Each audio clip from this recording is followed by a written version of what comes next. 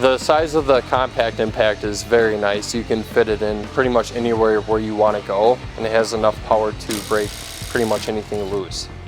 Size-wise, you can get in smaller suspension part areas where no impact would ever be able to get in, where you'd have to use hand tools. It's great. I mean, it saves tons of time and breaks bolts loose.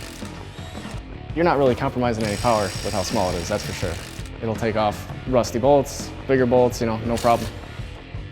The torque on this new impact is very impressive. We haven't run into any issues going into new concrete, old concrete, plenty of torque for what we needed to do.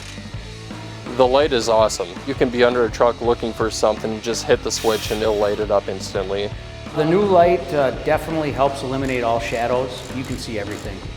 The lights on the front are helpful because you don't have to struggle trying to break something loose while you're holding a flashlight in the other hand. The compact impact has more torque, very good size. The weight is distributed very well, doesn't fatigue your arm at all. It's so much faster than a regular ratchet. Couldn't ask for a better impact.